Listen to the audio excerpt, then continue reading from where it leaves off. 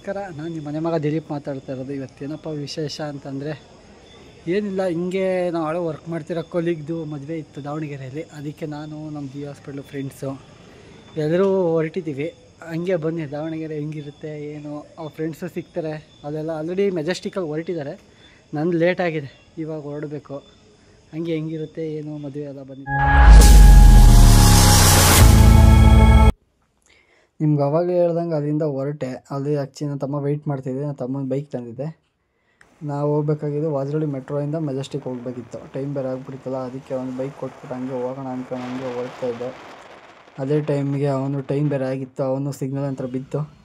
ಅವನ ತಮ್ಮಗೋಸ್ಕರ ಕಾಯ್ಕೊಂಡು ಹಂಗೆ ವೆಯ್ಟ್ ಮಾಡ್ತಾಯಿದ್ದೆ. ಅವನು ಇನ್ನೇನು ಬರ್ತೀನಿ ಅಂತ ಫೋನ್ ಮಾಡ್ತಾಯಿದ್ದೆ. ಅವ್ನು ಬರ್ತಾಯಿದ್ದರೆ ಟೈಮ್ ಬೇರೆ ಆಗಿಬಿಟ್ಟಿತ್ತು ನನಗೋಸ್ಕರ. ಅಂತಿಂತೂ ಅವ್ನು ನೋಡಿ ಅಲ್ಲಿ ಬರ್ತಾ ಅವನೇ. ಅಲ್ಲಿ ಬೇರೆ ನೋಡಿದ್ರೆ ಫುಲ್ಲು ಟ್ರಾಫಿಕ್ ಅವ್ನು ಬರೋದಕ್ಕೂ. ಹಂಗೇ ಬರ್ತಾಯಿದ್ದ ಅವನು. ಅಲ್ಲಿಂದ ಕರ್ಕೊಂಡು ಅವನು ಹಂಗೆ ಹೋದ. ಆ್ಯಕ್ಚುಲಿ ಹಂಗೆ ಬಂದು ಅವನು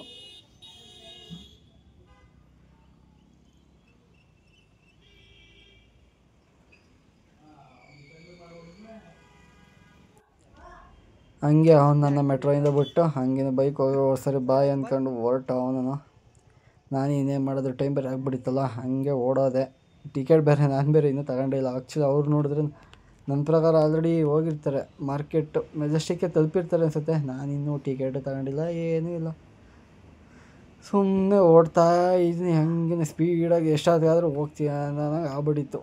ಅಲ್ಲಿ ಬೇರೆ 10:20ಕ್ಕೆ ಟ್ರೈನ್ ಇದ್ದಿದ್ದು. ನಾನು ನೋಡಿದ್ರೆ 9:00 ಆದರೂ ಇನ್ನೇ ಇಲ್ಲೇ ಇದ್ದೆ. ಟೈಮ್ ಬೇರೆ ಆಗಿಬಿಟ್ಟಿತ್ತು ಅಂತ ಇಲ್ಲಿ ಮೆಟ್ರೋ ಹತ್ರ ಹೋಗಿ ಟಿಕೆಟ್ ತಗೊಂಡು ಹಂಗೇ ಹೊರಟ. ಹಂಗೆ ಮೇಲ್ಗಡೆ ಹೋದೆ. ಮೇಲ್ಗಡೆ ಹೋಗಿ ಹಂಗೆ ಒಂದು ವೀಡಿಯೋ ಮಾಡ್ತಾಯಿದ್ದೆ. ಅವ್ರು ನೋಡಿದ್ರೆ ಮೆಟ್ರೋದಲ್ಲಿ ನಾವು ವೀಡಿಯೋ ಬೇರೆ ಮಾಡೋಂಗಿಲ್ವಂತೆ. ಆ್ಯಕ್ಚುಲಿ ಜಾಸ್ತಿ ನೋಡಿ ಒಳಗಡೆ ಎಲ್ಲ ಮಾಡೋಂಗಿಲ್ಲ, ನಾನು ಆದರೂ ಮಾಡಿದ್ದೀನಿ. ಅವ್ರು ಸೆಕ್ಯೂರಿಟಿ ಮಾಡೋಂಗಿಲ್ಲ ಇಲ್ಲಿ ವೀಡಿಯೋನೆಲ್ಲ ಅಂತ ಹೇಳ್ತಿದ್ರು. ಸರಿ ಆಯಿತು ಬಿಡಿ ಸಾರ್, ಮಾಡಲ್ಲ ಅಂದ್ಬಿಟ್ಟು ಅಲ್ಲಿಂದ ಹೊರಟೆ. ಮೆಟ್ರೋ ಬರೋದಕ್ಕೆ ಇನ್ನೂ 2 ನಿಮಿಷ ವೆಯ್ಟಿಂಗ್ ಇತ್ತು. ವೆಯ್ಟಿಂಗ್ ಮಾಡಿ ಅಂತಿಂತೂ ಹಂಗೆ ಹೊರಟ. ಟೈಮ್ ಬೇರೆ ಆಗ್ಬಿಟ್ಟಿತ್ತಲ್ಲ, ಅಂತಿಂತೂ ಮೆಜೆಸ್ಟಿಕಲ್ಲಿ ಇಳಿದ. ಟೈಮ್ ಬೇರೆ ಆಗ್ಬಿಟ್ಟಿತ್ತು. ಇನ್ನೂ 10 ಮಿನಿಟ್ಸ್ ಇತ್ತು ಅಷ್ಟೇ. ಅವ್ರು ಬೇರೆ ಫ್ರೆಂಡ್ಸು ಫೋನ್ ಮೇಲೆ ಫೋನ್ ಮಾಡ್ತಾನೇ ಇದ್ದರು. ಇನ್ನೇನು ಮಾಡೋದಕ್ಕಾಗುತ್ತೆ ಅಂದ್ಬಿಟ್ಟು ಟೈಮ್ಸು ಮುಗಿದ್ಮೇಲೆ ಇನ್ನೇನು ಮಾಡೋದಕ್ಕಿದೆ. ಟೈಮ್ ಆದಮೇಲೆ ಇನ್ನೇನು ಮಾಡೋದಕ್ಕಾಗುತ್ತೆ. ನನಗೆ ಬೇರೆ ಇಲ್ಲಿಂದ ಹೆಂಗೆ ಹೋಗ್ಬೇಕು ರೈಲ್ವೆ ಸ್ಟೇಷನ್ಗೆ ಅಂತ ಬೇರೆ ಗೊತ್ತಿಲ್ಲ. ನಾನು ಬೇರೆ ಇಲ್ಲಿ ಕನ್ಫ್ಯೂಸ್ ಆಗಿದ್ದೆ. ಇಲ್ಲಿ ಬೇರೆ ಕನ್ಫ್ಯೂಸ್ ಆಗಿ ಹಂಗೆ ಅದೇ ಟೈಮ್ಗೆ ಯಾರೋ ಒಬ್ಬರು ಸಿಕ್ಕಿದ್ರು. ಕೇಳಿದೆ ಅಣ್ಣನ, ಹಿಂಗೆ ಹೋಗಿ ಬ್ರಿಡ್ಜ್ ಮೇಲ್ಗಡೆ ಹಿಂಗೆ ಹೋಗಿ ಲೆಫ್ಟ್ ಹೋಗಿ ಅಂತ ಹೇಳಿದ್ರು. ಹಂಗೆ ಲೆಫ್ಟ್ ಮೇಲೆ ಹಂಗೆ ಬ್ರಿಡ್ಜ್ ಹೋಗಿ ಹುಡಿಕೊಂಡು ಹಂಗೆ ಹೋಗ್ತಾ ಇದ್ದೆ. ಅಂತಿಂತೂ ಹೋಗ್ತಾಯಿದ್ದೀನಿ ಮೆಜೆಸ್ಟಿಕ್ಕಿಗೆ ಅಂತ. ಹಂಗೆ ಅಲ್ಲಿ ಬೇರೆ ರೈಟ್ಗೆ ಹೋಗ್ಬೇಕಿತ್ತು, ಇಲ್ಲಿ ಲೆಫ್ಟ್ ಹೋಗಬೇಕಿತ್ತು, ರೈಟ್ಗೆ ಹೋಗ್ಬಿಟ್ಟಿದ್ದೆ. ಆ ಟೈಮ್ ಮತ್ತೆ ರಿಟರ್ನ್ ಬಂದು ಅಂತಿಂತೂ ರೈಲ್ವೆ ಸ್ಟೇಷನ್ ಒಳಗಡೆ ಹೋದೆ. ಫ್ರೆಂಡಿಗೆ ಫೋನ್ ಹಾಕಿದೆ, ಎಲ್ಲೋ ಇದ್ದೀರಾ ಅಂತ. ಅವನು ಅದೇ ಟೈಮಿಗೆ ಬಂದ, ಹೆಂಗೋ ಸಿಗ್ದ. ಹಂಗೆ ನಾನು ಅವನು ಮಾತಾಡ್ಕೊಂಡು ಇನ್ನೂ 3 ಜನ ಸಪ್ರೇಟಾಗಿದ್ದರು. ಅವ್ರನ್ನ ಹುಡ್ಕೊಂಡು ಹಂಗೆ ಹೊರಟ. ಹಂಗೆ ಅವ್ರು ಹೊಡ್ಕೊಂಡು ಅವ್ರಿಗೆ ಬೇರೆ ಅಡ್ರೆಸ್ ಹೇಳೋಕೆ ಬರ್ತಾಯಿಲ್ಲ, ಎಲ್ಲಿದ್ದೀನಿ ಏನು ಅಂತ. ನಾನು ಮತ್ತೆ ಸಿಗ್ದೆ, ಅಂಬರೀಷ್ ಅಂತ ಅವನ ನೇಮು. ಅವನು ಹೊರಟು. ಬಟ್ ಅವ್ರು ಏನಪ್ಪ ಅಂತಂದರೆ ಅವ್ರು ಎಲ್ಲಿದ್ದಾರೆ ಅಂತಲೇ ಹೇಳೋದಕ್ಕೆ ಬರ್ತಾಯಿಲ್ಲ. ಅದಕ್ಕೆ ನಾನೊಂದು ಐಡಿಯಾ ಹೇಳಿದೆ. ಅದೇ ಪಿಲ್ಲರ್ ಮೇಲೆ ನಂಬರ್ ಇರ್ತದೆ, ನೀವೆಲ್ಲ ನೋಡಿರ್ಬೋದು. ಆ ಪಿಲ್ಲರ್ ಮೇಲೆ ನಂಬರ್ಸ್ ಇರುತ್ತಲ್ಲ, ಅದು ನಂಬರ್ ಹೇಳು, ಈಸಿ ಆಗುತ್ತೆ ಹುಡ್ಕೋದಕ್ಕೆ ಅಂದ್ಬಿಟ್ಟು ನಾನು ಅವನು ಹಂಗೆ ಹುಡ್ಕೊಂಡು ಹೋದ. ಅವ್ನು ನೋಡಿ ಫುಲ್ ಬ್ಯುಸಿ ಆಗ್ಬಿಟ್ಟು ಮೊಬೈಲಲ್ಲಿ ಅಡ್ರೆಸ್ ಹುಡ್ಕೋದಕ್ಕೆ. ಅದಕ್ಕೆ ಹಂಗೆ ಅಂತಿಂತೂ ಟ್ರೈನ್ ಸಿಕ್ತು, ಸೀಟು ಸಿಕ್ತು. ಅವರು ಆ್ಯಕ್ಚುಲಿ ಎಲ್ಲ ಇದ್ದಾರೆ ನೋಡಿ. ಮಿಡ್ನೈಟ್ 1:15 ಆಯಿತು ಹೊರಟು ಟ್ರೈನು. ಆ್ಯಕ್ಚುಲಿ ಹಂಗೆ ಯಾರಿಗೂ ನಿದ್ದೆ ಬರ್ತಿಲ್ಲ, ಕರೆಕ್ಟಾಗಿ ಕೂತ್ಕೊಂಡು ಬೇರೆ ಅಂದ್ಬಿಟ್ಟು ಹಂಗೆ ಅಲ್ಟೆ ಹೊಡ್ಕೊಂಡು ಹಂಗೇನು ಕೂತ್ದ. ಹಂಗೆ ವೀಡಿಯೋ ಮಾಡ್ಕೊಂಡು ಹಂಗೆ ಹಾಸ್ಪಿಟಲ್ ವರ್ಕ್ ಮಾಡೋದಲ್ಲ, ಹಾಸ್ಪಿಟಲ್ ಬಗ್ಗೆ ಎಲ್ಲ ಮಾತಾಡ್ಕೊಂಡು ಹಂಗೆ ಕೂತಿದ್ದೆವು. ಟೈಮೂ ಆಯಿತು. ಎಷ್ಟು ಹತ್ತತ್ರ 2 ಗಂಟೆ ಆಯಿತು ಅನಿಸುತ್ತೆ. 2 ಗಂಟೆ ಆಯಿತು. 2:20ಕ್ಕೆ ಟ್ರೈನ್ ತಲುಪ್ತು. ಇನ್ನೇ ಹೊರಡೋಣ, ಟ್ರೈನ್ ಹೋಗೋ ಸ್ಟಾಪ್ ಬಂತು ಅಂದ್ಕೊಂಡು ಟ್ರೈನಲ್ಲಿ ನಿಂತಿದ್ದೋ. ನಾವು ಹೋಗಿದ್ದು ದಾವಣಗೆರೆ ನಂತಿಂತ ಇಳಿದೋ. ಆ್ಯಕ್ಚುಲಿ ಅವರು ನಮ್ಮ ರೈಲ್ವೆ ಸ್ಟೇಷನಲ್ಲಿ ಇದೆಯಲ್ಲ, ಅಲ್ಲೇ ನಿಯರ್ ಬೈಯಲ್ಲೇ ಮಾಡಿದರು. ನಿಯರ್ ಬೈಯಲ್ಲೇ ಮಾಡಿದ್ರು ಅದು ರೂಮ್ನ. ಅಲ್ಲಿಗೆ ಹೋಗಿ ಚೆಕ್ಕಿನ್ ಆಗಿ ಲೊಕೇಶನ್ ಕಳಿಸಿದ್ರು. ಲೊಕೇಶನ್ ನೋಡ್ಕೊಂಡು ಹಂಗೆ ಅಂತಿಂತೂ ಹೊರಟ ರೂಮಲ್ಲಿ ನೋಡ್ಕೊ ಹಂಗೆ ಅಂದವೇ ಹೋಗ್ತೇವೆ. ಫುಲ್ಲು ಚಳಿ.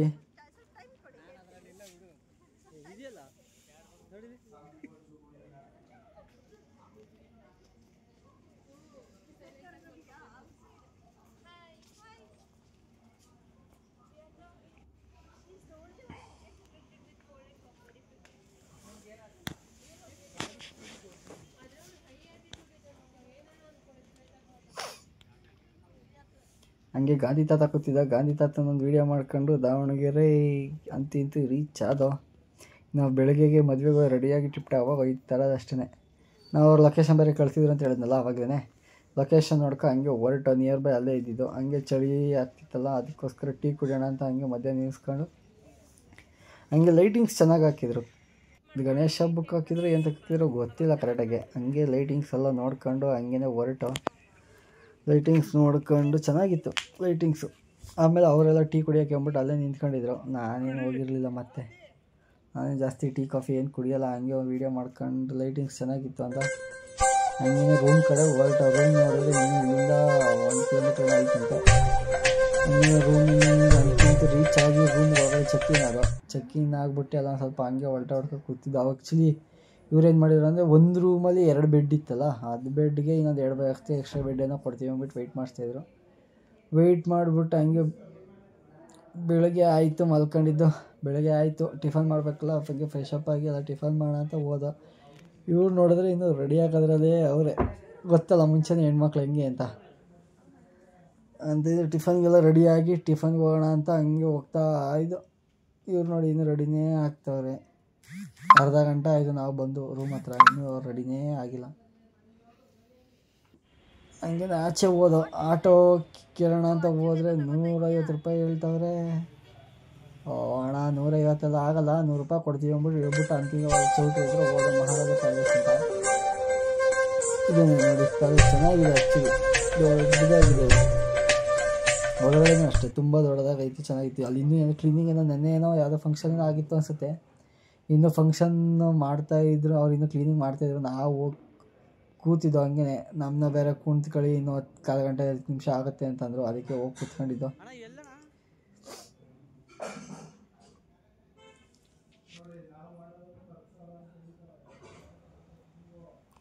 ಹಂಗೆ ಟಿಫನ್ನು ಎಲ್ಲ ಆಯಿತು. ಟಿಫನ್ ಮಾಡ್ಕೊಂಡು ಹಂಗೆ ಹೊರಟು. ಇನ್ನೇನು ಮಾಡೋದು, ಸಾಕಾಯಿತು. ಇನ್ನು ಮತ್ತೆ ಹೋಗಿ ರೂಮ್ಗೆ ಹೋಗಿ ರೆಡಿಯಾಗಿ ಬರಬೇಕು. ಮತ್ತೆ ರೂಮಿಗೆ ಬಂದು ಎಲ್ಲ ರೆಡಿ ಆದೋ, ಫ್ರೆಶಪ್ ಆಗಿ. ಇನ್ನೂ ಆ್ಯಕ್ಚುಲಿ ಇನ್ನೊಂದು ಅರ್ಧ ಗಂಟೆ ಟೈಮ್ ಇತ್ತು ಅಂದ್ಬಿಟ್ಟು ಎಲ್ಲ ನೋಡಿ ಎಲ್ಲ ಮೊಬೈಲ್ ಅಂದ್ಕೊಂಡು ಆರಾಮಾಗಿ ಕೂತಾರೆ. ನಾನು ಅದೇ ಗ್ಯಾಪಲ್ಲಿ ಒಂದು ವೀಡಿಯೋ ಮಾಡ್ತಿದ್ದೆ. ಅವ್ರು ನೋಡಿದ್ರೆ ಏನೋ ವೀಡಿಯೋ ಮಾಡ್ತಾಯಿದ್ಯಾ ಅಂತ ಕೇಳ್ತವ್ರೆ. ಏನು ಮಾಡೋದು ಸಜಿನ ನೋಡಿ, ಇದೇ ಎಕ್ಸ್ಟ್ರಾ ಬೆಡ್ಡು ಕೊಟ್ಟಿರೋದವರು. ನಾವು ಹೊರಟು. ಒಂದು ಅಣ್ಣ ನೋಡಿದ್ರೆ ಫುಲ್ಲು ಅಷ್ಟು ಒಳಗಡೆ ಅರ್ಧ ಗಂಟೆ ರೆಡಿ ಆಗೋರೆ. ಮತ್ತು ಇಲ್ಲಿ ನೋಡಿದ್ರೆ ಇಲ್ಲೂ ಅರ್ಧ ಗಂಟೆ ರೆಡಿ ಆಯ್ತಾಯಿದೆ. ಅಣ್ಣ ಎಲ್ಲಕ್ಕಿಂತ ಫಸ್ಟ್ ರೆಡಿಯಾಗಿ ನಿಂತ್ಕೊಬಿಟ್ಟವನೆ. ಹುಡುಗಿರು ರೂಮ್ ಬಿಲ್ ಬೇರೆ ಹೊಡಿತವನೆ. ಅವ್ರು ನೋಡಿದರೆ ರೂಮ್ ಬಾಗಿಲೇ ತೆಗಿತಾ ಇಲ್ಲ. ಏನು ಮಾಡೋದು ಅಂತ ನೋಡಿದ್ವಿ. ಇನ್ನೂ ರೆಡಿನೇ ಆಗ್ತವೆ. ಇನ್ನೂ ರೆಡಿ ಆಗೋದ್ರಲ್ಲಿ ಅವರೇ. ಈ ಮೇಡಮ್ ನೋಡಿದ್ರೆ ಐಲೈನರ್ ಕೂರ್ತಾಯಿಲ್ಲ, ಐಲೈನರ್ ಆಯ್ತಾ ಇಲ್ಲ ಅಂತ ಕೂತವ್ರೆ. ಇನ್ನೇನು ಮಾಡೋದು, ಅಂತಿ ಎಲ್ಲರಿಗೂ ಕೋಪ್ರೇಟ್ ಮಾಡಬೇಕಲ್ಲ. ಒಬ್ಬೊಬ್ರು ಒಂಥರ ಇರ್ತಾರೆ, ಒಬ್ಬರು ಬೇಗ ರೆಡಿ ಆಗ್ತಾರೆ, ಒಬ್ಬರು ಲೇಟಾಗಿ ರೆಡಿ ಆಯ್ತಾರೆ. ಇನ್ನೇನು ಮಾಡೋಕ್ಕಾಗುತ್ತೆ ಅಂದ್ಬಿಟ್ಟು ಮೇಡಮ್ ಹಾಗೆ ಮಾತಾಡ್ಸ್ಕೊಂಡು, ಬನ್ನಿ ಮೇಡಮ್ ಬೇಗ ಹೋಗೋಣ, ಟೈಮ್ ಆಯಿತು ಅಂದ್ಬಿಟ್ಟು ಹೋದವ್ರು ಚೌಟ್ರಿ ಕಡೆ. ನಾವು ಹೋಗೋ ಅಷ್ಟೊತ್ತಿಗೆ ಅವಾಗಿದ್ದು ಚೌಟ್ರಿ ಇವಾಗಿದ್ದು ಫುಲ್ ಚೇಂಜ್ ಮಾಡಿಬಿಟ್ಟವ್ರೆ. ಫುಲ್ ಎಲ್ಲ ಕ್ಲೀನ್ ಎಲ್ಲ ಮಾಡಿಬಿಟ್ಟವ್ರೆ ನೋಡಿ. ಡೆಕೋರೇಷನ್ ಸೂಪರಾಗಿ ಸಿಂಪಲಾಗಿ ಚೆನ್ನಾಗಿ ಮಾಡವ್ರೆ. ಹಂಗೆ ಕೂತಿದ್ದೆ, ಇನ್ನೂ ಟೈಮ್ ಇತ್ತು. ಆಲ್ಟೆ ಹೊಡ್ಕೊಂಡು ಇನ್ನೂ ಹುಡುಗನ್ನ ಕರ್ಕೊಂಡು ಹೋಗಿರಲಿಲ್ಲ ಆ ಕಡೆ. ಹಂಗೆ ವೀಡಿಯೋ ಮಾಡ್ಕೊಂಡು ಹಂಗೆ ಅಲ್ಲಿಂದ ನೋಡ್ತಾ ಇದ್ದೋ ಹೆಂಗೆ ಮಾಡ್ತಾರೆ ಏನು ಅಂತ. ನಾವು ನೋಡಿರಲಿಲ್ಲ ಇಲ್ಲಿವರೆಗೂ ಮುಸ್ಲಿಮವ್ರು ಹೆಂಗೆ ಮಾಡ್ತಾರೆ ಮದುವೆ ಏನು ಅಂತ ಎಲ್ಲ. ಅಂತೂ ಇಂತೂ ಹುಡುಗನ್ನ ಆಚೆ ಬಂದರು ಕಣ್ರಿ. ನೋಡ್ರಿ ಹುಡುಗ ಹೆಂಗೆ ಬರ್ತಾವ್ರೆ ಇವ್ರ ಕಡೆ. ಊರಲ್ಲೇ ಫುಲ್ ಆ್ಯಕ್ಚುಲಿ ಸಂಪ್ರದಾಯ ಅಂತ ಏನು ನಾನು ಕೇಳಿದೆ. ಏನು ಕಂಡು ಮುಚ್ಚಿದ್ದಾರೆ ಫುಲ್ ಹೂವನ ಎಲ್ಲ, ತುಂಬ ಮಖನೇ ಕಾಣಿಸೋಲ್ಲ ಅವ್ರದ್ದು ಅಂತ. ಇಲ್ಲ, ಅದು ಕಲ್ಚರ್ ಅಂತ ಅವ್ರದ್ದು. ಮುಸ್ಲಿಮವ್ರಿಗೆ ಅದೇ ಥರನೇ ಮಾಡೋದಂತೆ. ಅದೇ ಗ್ರ್ಯಾಂಡಾಗಿರೋರು ಗ್ರ್ಯಾಂಡಾಗಿ ಮಾಡ್ತಾರಂತೆ, ಸಿಂಪಲಾಗಿರೋರು ಸಿಂಪಲಾಗಿ ಮಾಡ್ತಾರಂತೆ. ಊರದೆಲ್ಲ ಫ್ರಂಟಲ್ಲಿ ಹಾಕಿದ್ದಾರೆ ನೋಡಿ ಮಖ ತುಂಬ, ಅದು ಹಂಗೆ ಮಖ ತುಂಬ. ನಾವು ಹಂಗೆ ನೋಡ್ಕೊಂಡು ಫಸ್ಟ್ ಟೈಮ್ ಬೇರೆ ಅಲ್ವಾ ಮುಸ್ಲಿಮವ್ರು ನೋಡಿದ್ದು. ಮುಸ್ಲಿಮವ್ರದ್ದು ಹಂಗೆ ನೋಡ್ಕೊಂಡು ಹಂಗೆ ಹೊರಟು. ನನಗೆ ಗೊತ್ತಿರೋರು ಆ್ಯಕ್ಚುಲಿ ಹುಡುಗ ಗೊತ್ತಿಲ್ಲ, ಹುಡುಗಿ ಕಡೆ ಗೊತ್ತಿರೋ ರುಕ್ಷಣ ಅಂತ ಅವ್ರ ನೇಮು. ಅವ್ರು ಗೊತ್ತಿರೋ ಅವ್ರ ಕಡೆಯಿಂದ ಹಂಗೆ ಬಂದು ಅವ್ರದ್ದು ಏನೋ ಸಂಪ್ರದಾಯ ಇರುತ್ತಲ್ಲ, ಹಾಗೆ ಹುಡುಗರ ಜೊತೆ ಎಲ್ಲ ಮಾತಾಡ್ಕೊಂಡು ಹಂಗೆ ಬಂದು